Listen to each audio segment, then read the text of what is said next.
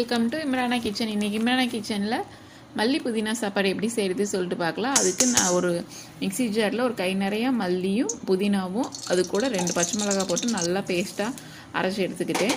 அதுக்கப்புறம் ஒரு வடை சட்டியில் 1 ஸ்பூன் நெய், ஒரு 3-4 ஸ்பூன் அளவு ஆயில் ஆட் பண்ணிவிட்டு, நார்மல் ரீஃபைண்ட் ஆயில் ஆட் பண்ணிவிட்டு கடுகு போட்டு பொரிய விட்டுட்டு நடக்கல்லையும் போட்டு நல்லா வெடிக்க விட்டுருவோம். இது கூட 1/2 டீஸ்பூனுக்கு கொஞ்சம் கம்மியான அளவு இஞ்சி பூண்டு பேஸ்ட்டு போட்டு நல்லா அந்த எண்ணெயிலேயே ஃபஸ்ட்டு வதக்கிடுவோம். வதக்கினதுக்கப்புறம் ஒரு வெங்காயத்தை கட் பண்ணி வச்சுருக்கேன். அந்த வெங்காயமும் ஒரு வரமிளகா ஃபுல்லாக ஆட் பண்ணேன். நான் பாதி மிளகாயும் கறி லீஃபும் ஆட் பண்ணி நல்லா அந்த எண்ணெயில் ஃபஸ்ட்டு வதக்கிடுவேன். வதக்கினதுக்கப்புறம் நம்ம அரைச்சி வச்சுருக்க மல்லி புதினா பேஸ்ட்டு அப்படியே அந்த எண்ணெயிலேயே ஊற்றி நல்லா கொதிக்க விடலாம். கொதிக்க விட்டு இது நல்லா அப்படியே தண்ணி வற்றி எண்ணெய் பிரிகிற அளவுக்கு நல்லா வற்ற வச்சு வணக்கிக்கணும். இது நல்லா இப்போ மல்லி புதினா ராஸ்மல்லில் போய் நல்லா வணங்கிடுச்சு. இதுக்கு தேவையான அளவு உப்பு போட்டுட்டு நம்ம வடித்து வச்சுருக்க சாப்பாட்டை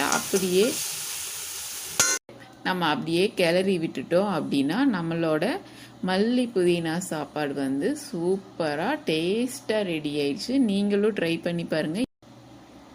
ஈஸியான மெத்தடில் செய்யலாம். இது ரொம்ப ஈஸியானதும் டேஸ்ட்டும் கூட.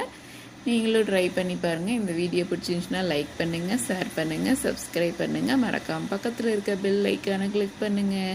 தேங்க்ஸ் ஃபார் வாட்சிங்.